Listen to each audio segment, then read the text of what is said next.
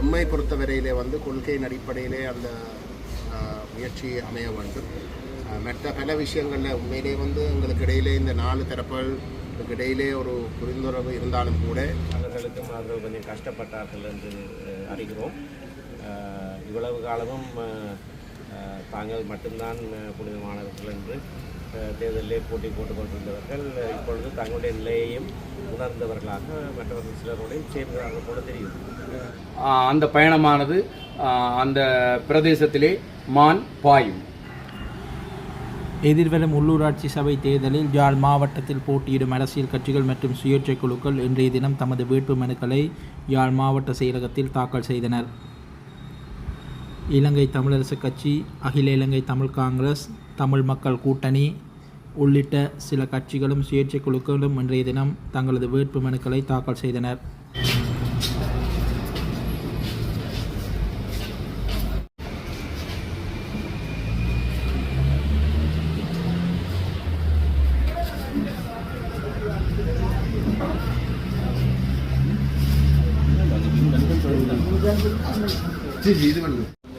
கார்நகர் பிரதேச சபைக்கான வேட்புமனு இன்றைய தினம் தமிழ் மக்கள் கூட்டணியின் சார்பிலே சட்டத்தரணி மணிவண்ணனுடன் இணைந்து இன்றைய தினம் அந்த வேட்புமனு தாக்கல் செய்யப்பட்டது. கார்நகர் மண்ணை நேசிக்கும் அனைவரும் நிச்சயமாக என்னை நேசிப்பார்கள். எனது அபிவிருத்தியை கண்கூடாக பார்த்த மக்கள் நிச்சயமாக மான் சின்னத்துக்கு வாக்களித்து எங்களை வெற்றி பெற வைப்பார்கள் என்பதில் எனக்கு ஐயமில்லை. ஏனைய வேட்புமனுக்கள் இப்போ தாக்கல் செய்யப்படும். தமிழ் மக்கள் கூட்டணியினுடைய ஏனைய வேட்புமனுக்கள் இன்று மாலையும் நாளை காலையும் தாக்கல் செய்து முடிக்கப்படும். தமிழரசு கட்சி இலங்கை அதாவது சின்னங்கள் மாறினாலும் எண்ணங்கள் மாறுவதில்லை. சின்னங்கள் அங்கே ஒரு பொருட்டாக இல்லை. கார்நகரனுடைய அபிவிருத்தி தான் அங்கே மேலோங்கி நிற்கின்றது. இது உள்ளூராட்சி சபை தேர்தல். இந்த உள்ளூராட்சி சபை தேர்தலிலே ஏனைய கட்சிகளை விமர்சிப்பதை விட எமது கட்சியில் இலங்கை தமிழரசு கட்சியில் கடந்த காலங்களில் இருந்தாலும் அந்த கட்சியிலே இருக்கின்ற உட்பூசல்கள் காரணமாக எமது அபிவிருத்தி பின்னோக்கி செல்லும் என்பதனால் பிரச்சனையே இல்லாத அப்பழுக்கற்ற ஒரு தமிழ் மக்கள் கூட்டணியுடன் இணைந்து இந்த அவர்களுடைய சட்ட புலமையையும் பயன்படுத்தி கார்நகர் அபிவிருத்தியை முன்னோக்கி கொண்டு செல்வதே எங்களது தலையாய கடமையாக இருக்கும் என்று நான் நினைக்கிறேன். நீங்கள் கடந்த முறை நாடாளுமன்ற தேர்தலில் முன்னாள் நாடாளுமன்ற உறுப்பினர் ஈஸ்வரன் சரவணன் அவர்களுக்கு ஆதரவு தெரிவித்ததன் காரணமாக ஊடக சந்திப்புகளை நடத்தியிருந்தமைக்காக தமிழரசு கட்சியில் ஆசனம் வழங்க முடியாத சந்தர்ப்பத்தின் காரணமாக இந்த தேர்தலில் கேட்கிறீர்களா? இல்லாட்டி இல்லை, நாட்டில் தமிழரசு கட்சியில் தொடர்ந்து பயணித்திருக்கிறீர்களா? இலங்கை தமிழரசு கட்சியை பொறுத்தமட்டில் நாங்கள் ஈஸ்வரபாதம் சரவணவான் அவர்களுக்கு அவரது மாம்பழ சின்னத்திலே கார்நகர் மூலக்களை பகிரங்கமாக ஒரு பத்திரிகையாளர் மாநாட்டை நடத்தியே அவருக்கு ஆதரவளிக்க முன்வந்தது. அதனூடாக நான் பழிவாங்கப்பட்டிருக்கின்றேனா இல்லை பழிவாங்கப்படுவேனா, அதனூடாக எமது கார்நகர் மண்ணினுடைய அபிவிருத்தி பாதிக்கப்படக்கூடாது என்பதற்காக எனது நண்பர்கள், அரசியலாளர்கள் மற்றும் அந்த பிரதேசத்தினுடைய மக்களினுடைய வேண்டுகோளுக்கு நான் தமிழ் மக்கள் கூட்டணியிலே வேட்பாளராக என்னை முன்னிறுத்தியிருக்கிறேன். தமிழரசு கட்சியிலே மூலக்கிளையில் இருக்கின்ற உறுப்பினர்கள் அனைவரும் என்னுடன் பயணிக்கின்றார்கள். அந்த பயணமானது அந்த பிரதேசத்திலே மான் பாயும்.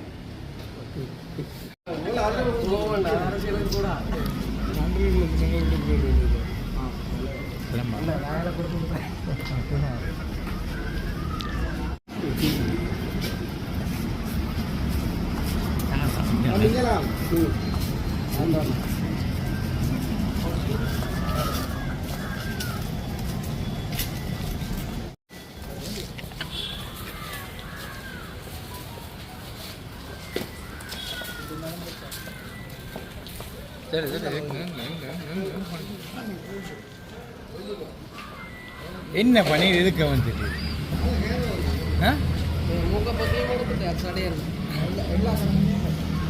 நீர் எந்த கட்சி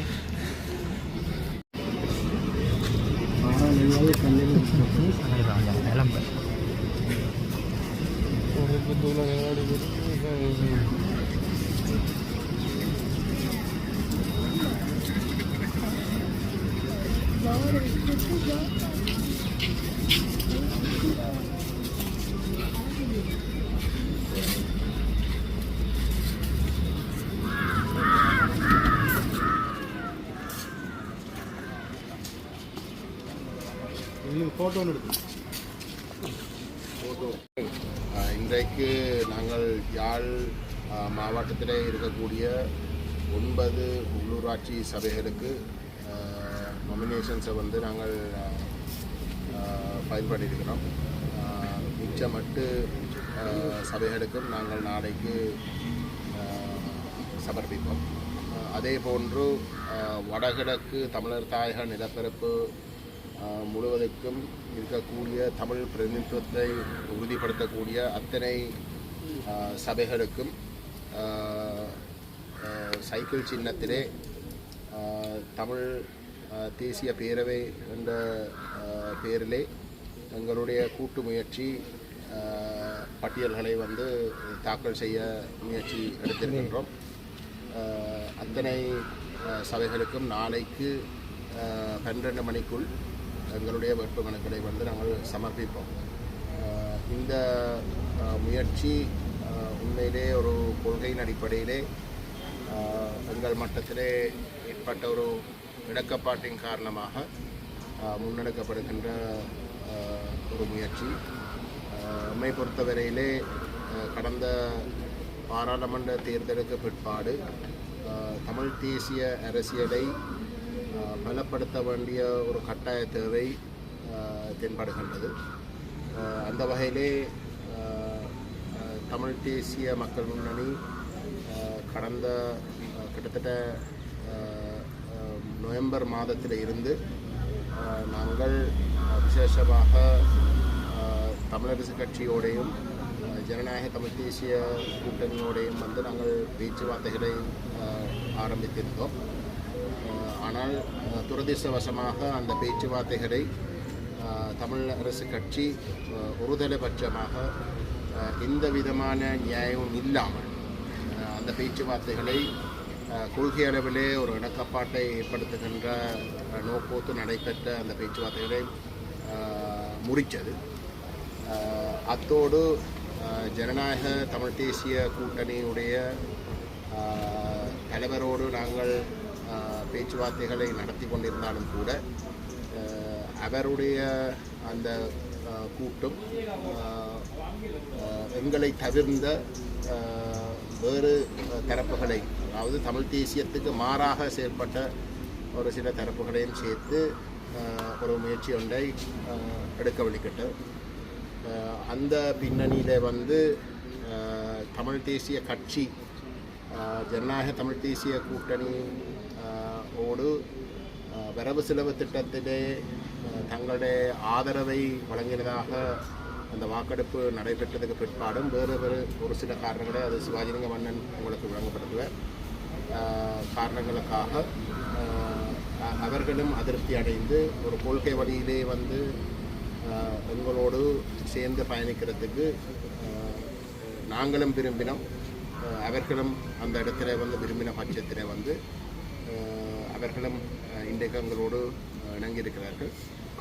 ஜனநாயக தமிழரசு கட்சியுடைய உறுப்பினர்களும் வந்து எங்களுடன் சேர்ந்து பயணிக்கிறதுக்கு சற்று காலங்களுக்கு முன்னரே வந்து நாங்கள் பேச்சுவார்த்தையிலே ஈடுபட ஆரம்பித்திருந்தோம். இந்த வகையிலே அவர்களும் உண்டாக பயணிக்கிறதுக்கு முடிவெடுத்திருந்தார்கள். அதே போன்று திரு அருந்தோபாலன் அவர்கள் தேர்தல் அரசியலில் இருந்து சற்று ஒதுங்குவதாக அறிவித்திருந்தாலும் கூட அவரும் இந்த பாராளுமன்ற தேர்தலுக்கு பிற்பாடு தமிழ் தேசிய நிலப்பாட்டை நேர்மையாக பயணிக்கிறதுக்கு ஒரு முயற்சி ஒன்றை முன்னெடுக்க வேண்டும் என்றும் அந்த வகையிலே எங்களுடைய இந்த முயற்சிகளோடு அவரும் சேர்ந்து பயணிக்க வேண்டும் என்ற ஒரு விருப்பத்தின் அடிப்படையிலே நாங்கள் ஒரு கூட்டு முயற்சி ஒன்றை ஆரம்பித்திருக்கின்றோம். இந்த முயற்சி எதிர்காலத்தில் வந்து பலமடையும் என்ற நம்பிக்கையிலே நாங்கள் இறங்கியிருக்கின்றோம். எம்மை பொறுத்தவரையிலே வந்து கொள்கையின் அடிப்படையிலே அந்த முயற்சி அமைய வேண்டும். மற்ற பல விஷயங்களில் உண்மையிலே வந்து எங்களுக்கு இடையிலே இந்த 4 தரப்புகளுக்கு இடையிலே ஒரு புரிந்துணர்வு இருந்தாலும் கூட இந்த தேர்தல் மற்றது திரு அரியநேந்திரன் அவர்கள், ஐங்கரநேசன் அவர்கள் உடைய பசுமை இயக்கமும் எங்களோடு இணைந்து இந்த பட்டியலை தயாரிச்சிருக்கின்றன. எங்களை பொறுத்தவரையிலே நாங்கள் இந்த கூட்டு முயற்சியை எடுத்த பொழுது நாங்கள் ஆசனங்களுக்கோ எண்ணிக்கைகளுக்கோ பட்டியலில் எத்தனை பேருக்கோ அடிபட்டு செயல்பட்டதாக இல்லை.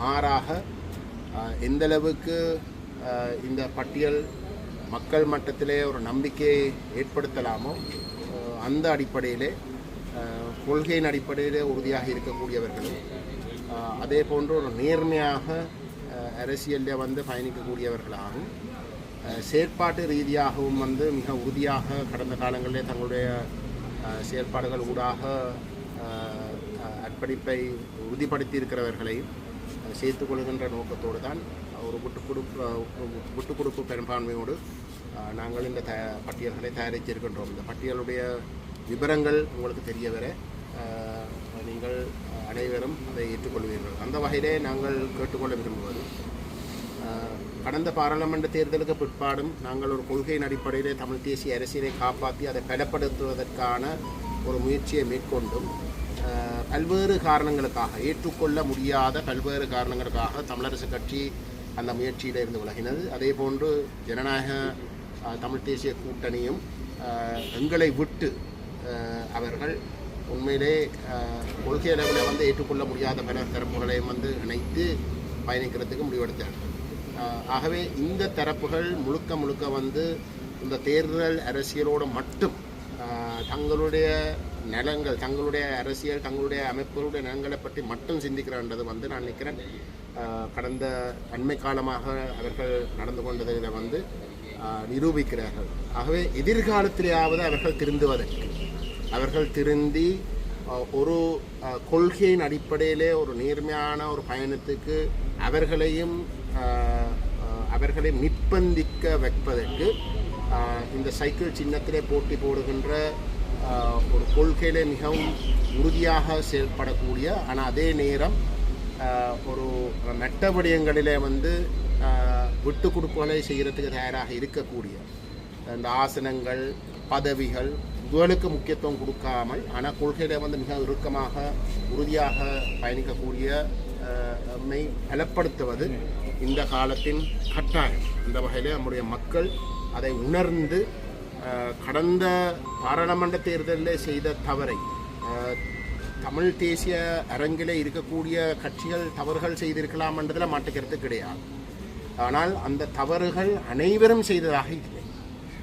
ஆகவே தமிழ் தேசிய அரசியலில் மிகப்பெரிய பெரும்பான்மை வந்து ஏமாற்றத்தை தரக்கூடிய வகையில் செயல்பட்டதுக்காக எல்லாரையும் வந்து மக்கள் தண்டிக்கிறது, போன தேர்தலில் தண்டித்ததை போன்று தண்டிப்பது உண்மையிலே வந்து ஒரு பொருத்தமில்லாத ஒரு செயல்.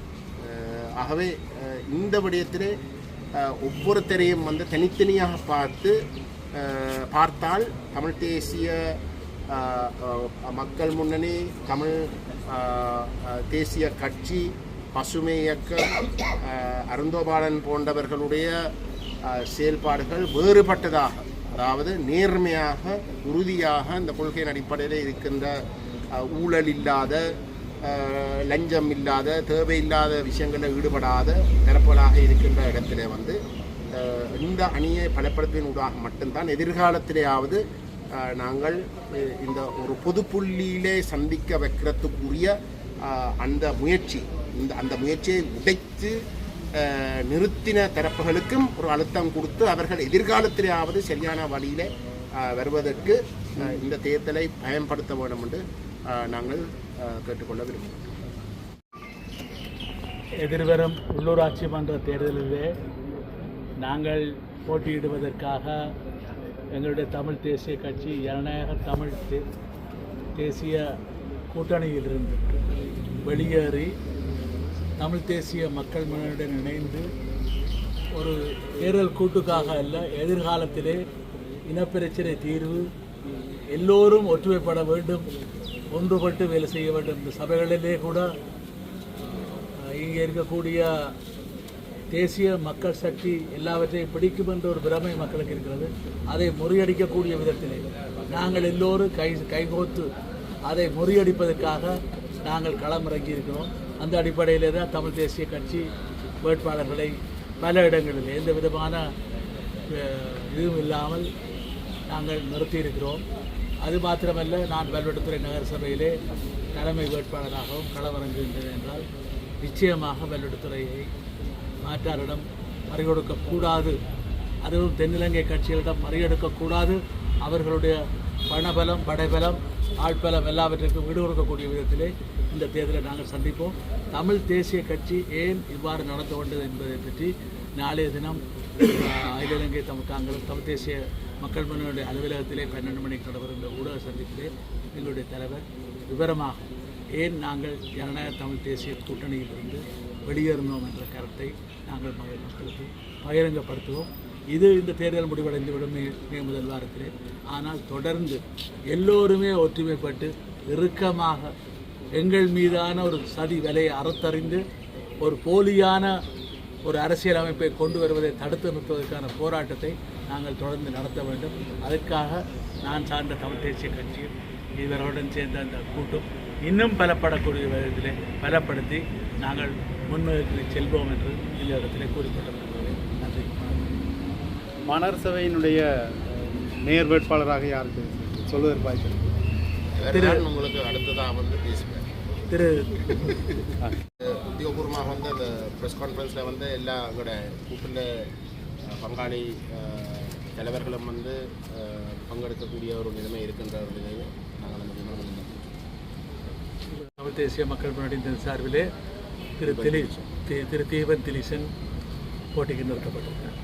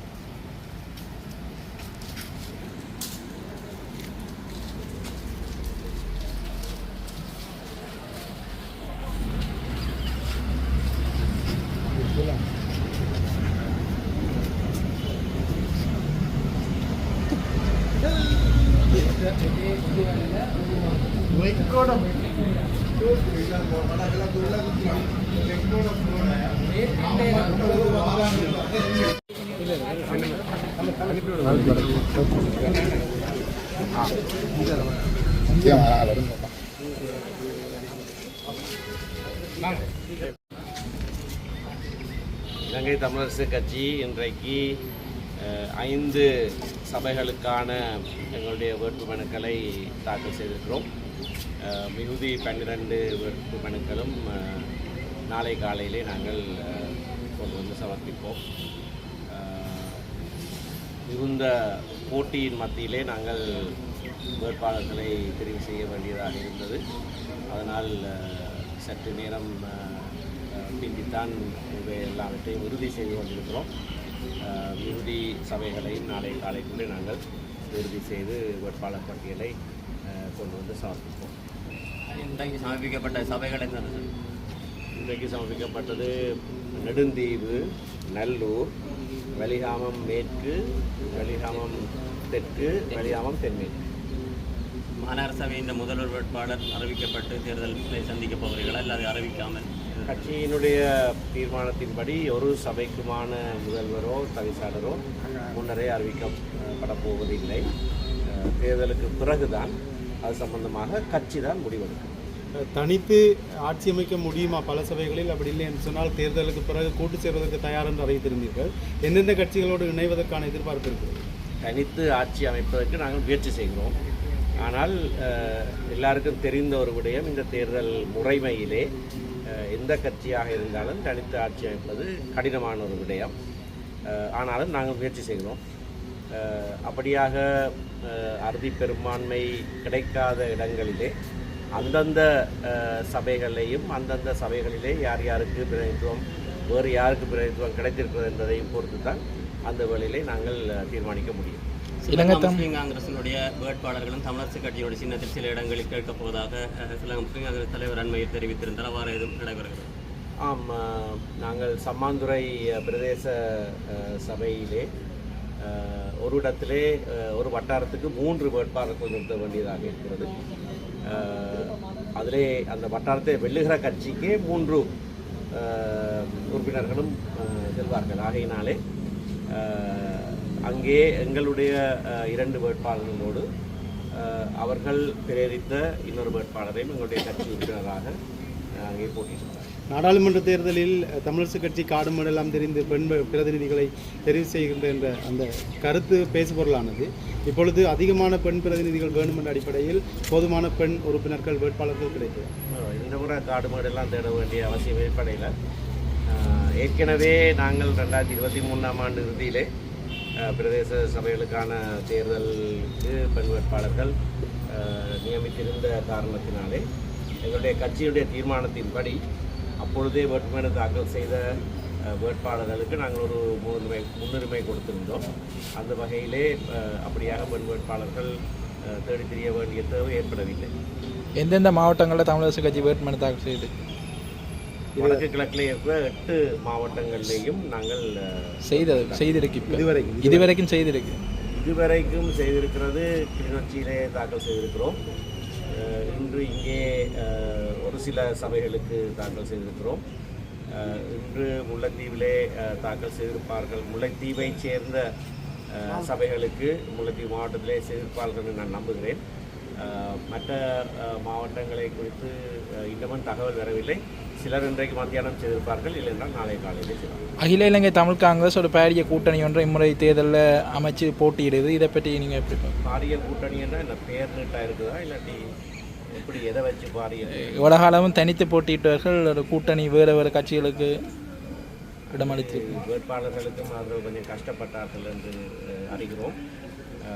இவ்வளவு காலமும் தாங்கள் மட்டும்தான் புனிதமானவர்கள் என்று தேர்தலிலே போட்டி போட்டுக் கொண்டிருந்தவர்கள் இப்பொழுது தங்களுடைய நிலையையும் உணர்ந்தவர்களாக மற்றவர்கள் சிலரோடையும் சேர்ந்தார்கள் போல தெரியும்.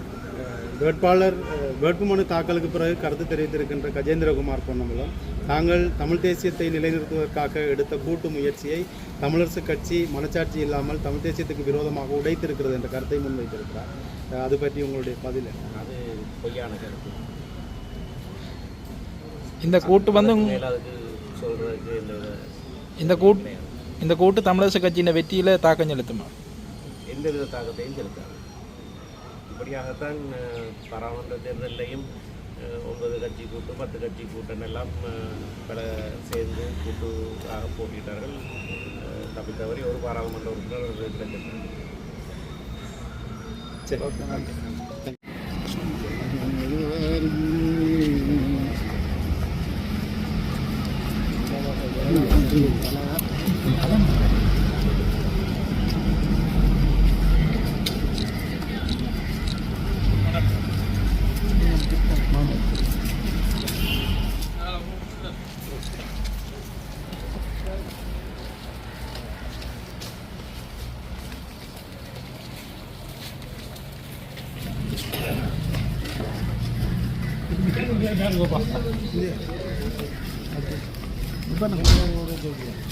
Apa